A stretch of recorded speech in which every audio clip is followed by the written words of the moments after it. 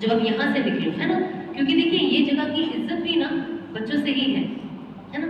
ऐसा नहीं बस पढ़ के निकल गए, कल को एक अच्छा यहाँ पे पढ़े ऐसी हरकतें हैं, ऐसा नहीं होना चाहिए। तो हमें कोशिश करना चाहिए जहाँ पे हमने अपना पूरा बचपन दिया है और एक जवानी में आप आप इतना टाइम इस जगह को देती हो, तो हमें कोशिश करना है कि ना ही सिर्फ हमें एक अच्छी इल्म हासिल करना है, बट हमें इस जगह का नाम रोशन करना है। जैसे मैं कल जब मैं देवबंद में थी 3 दिन, मैंने यही सोचा कि अल्लाह ने इस जगह को कैसी मकबूलियत दी है। पूरी दुनिया इस जगह को जानता है, और अगर कोई इंसान कह दे कि मैं देवबंद से हूँ, एक उसके लिए ऑटोमेटिक रिस्पेक्ट बढ़ जाती है ना? अल्लाह ने दीन का काम ही उस सरजमीन से लिया है और उस जगह से ये चीजें फैली है और आज हम सबको उसका फायदा मिला है।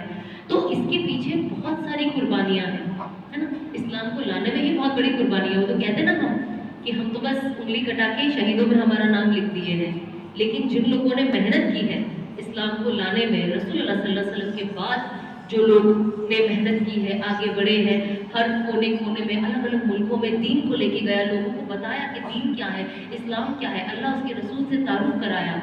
उनकी कितनी मेहनत होगी, है ना? हम ऐसे कितने लोगों को जानते हैं जब हम हिस्ट्री पढ़ते हैं, जब हम सीरत पढ़ते हैं, जब हम रसूलुल्लाह सल्लल्लाहु अलैहि वसल्लम की सीरत पढ़ते हैं, जब हम और भी चीज़ें पढ़ते हैं, हमें पता चलता है कि कितने लोगों ने कैसी कैसी कुर्बानियाँ दी है ना? तो हमें बस कोशिश करनी है कि हम जरिया बन सकते हैं एक माहौल को अच्छा करने का और खराब करने का। तो हमें किसका जरिया बनना है? अच्छे का, है ना? हमें बुरे का जरिया नहीं बनना है। इससे क्या होगा? इससे आपकी कहते हैं ना, हम जो भी अमल करते हैं ना, अच्छा बुरा जो भी, ये हमारे माँ बाप के भी ना सवाब और उसके खाते में जाता है। अब आई एम श्योर यहाँ पे सब अपने माँ बाप से प्यार करते हैं।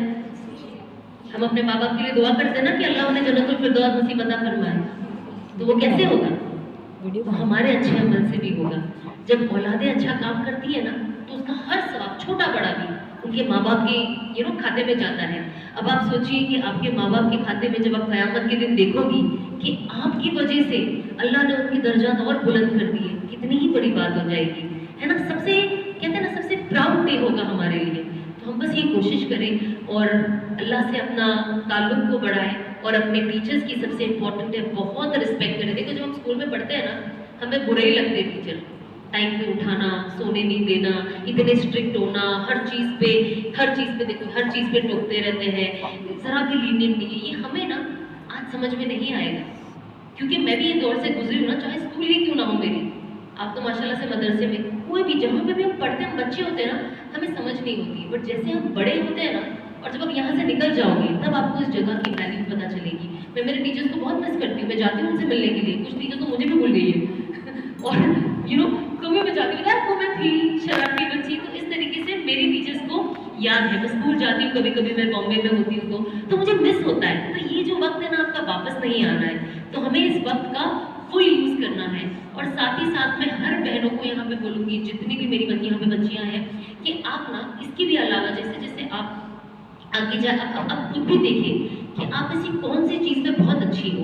और मैं हर लेडी को कहती हूँ वो तिजारत करे, वो कोशिश करे कि वो अपना एक कुछ ना कुछ काम करे, बिजनेस करे, घर से करे, जैसा भी करना है करे, बट कुछ तो करे। जब इंसान काम करता है ना तो उसका जहन छोटा नहीं रहता है, वो बढ़ता है, क्योंकि ना आपकी बातें होगी, आप अलग अलग औरतों से बातें करोगी, आपको पता चलेगा कि दुनिया में और क्या हो रहा है, आप अपना काम और आप फाइनेंशियली भी इंडिपेंडेंट रहोगी, है ना?